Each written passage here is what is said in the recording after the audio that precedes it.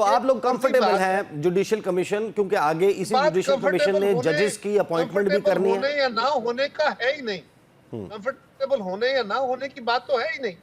सवाल यह है कि इसके ऊपर हमारे अभी तक कोई किसी तरफ से कोई इजहार हुआ नहीं जिसके ऊपर कमेंट किया जाए।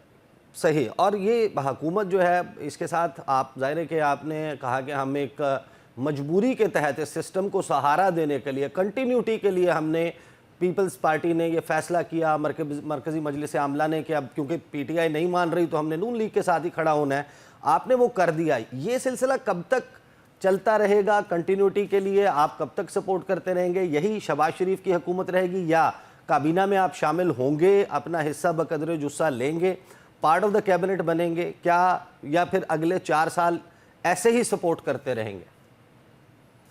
देखिए, ये जो पीटीआई नहीं मानी और हमने मुस्लिम लीग को सपोर्ट किया, ये मौक़िफ़ दुरुस्त नहीं है। बिल्कुल, हमने पहले दिन से हुकूमत में मुस्लिम लीग का साथ दिया और फैसला किया कि हम हुकूमत का हिस्सा नहीं होंगे।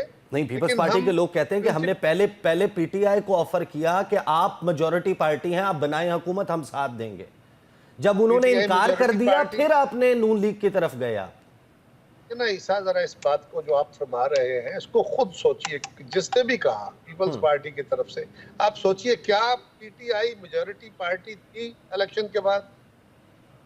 पीटीआई, उनके हिमायत याफ्ता लोग मेजॉरिटी थे। मैं पीटीआई की बात कर रहा हूँ, मैं पीटीआई की बात कर रहा हूँ, मैं हिमायत याफ्तों की बात नहीं कर रहा। ये तो नून लीग कहती है कि आपके पीपल्स पार्टी के लोग पहले पीटीआई के पास गए, पीपल्स पार्टी के लोग कहते हैं कि हम पहले हमने बैरिस्टर। मैं उस बहस में नहीं जाता कौन क्या कहता है। मैं तो आपसे ये पूछ रहा हूं कि क्या वो हुकूमत बना सकते थे? क्या पीटीआई के पास अक्सरियत थी? अगर नहीं थी तो बाकी बातें फिर ठीक है। तो इस सवाल का जवाब तो आपने हमें, मेरे तो प्रोग्राम में बैठकर नदीम अफजल चंद ने मुतअद्दिद बार कहा कि वो बैरिस्टर गौहर के पास, वो शिबली फराज के पास, वो दीगर लोगों के पास गए, बिल्कुल शुरू में गए, उनको भेजा गया पीटीआई की तरफ, पीपल्स पार्टी की तरफ से। गए होंगे क्या करने, जबकि वो पीटीआई में लोग नहीं थे और उनके पास भी सिंगल मेजॉरिटी नहीं थी। मुझे इस डिटेल का नहीं पता, मैं तो लॉजिकली बात कर रहा हूँ। सही। और दूसरा ये कि हम मुस्लिम लीग के साथ हैं, प्रिंसिपली फैसला हुआ, हमने तय किया कि हम हुकूमत का हिस्सा नहीं होंगे। और हम जब आप पाकिस्तान के मफाद में फैसले करेंगे, और ये फैसला कि आप इत्तेहादी हुकूमत में जाते हैं, ये चॉइस नहीं होती, ये मजबूरी होती है। ये हमारी मजबूरी है कि आज पाकिस्तान के हालात ऐसे हैं कि अगर हम इनका साथ नहीं देते मुस्लिम लीग का, तो फिर क्या होगा? फिर तो कोई गवर्नमेंट नहीं बन सकेगी।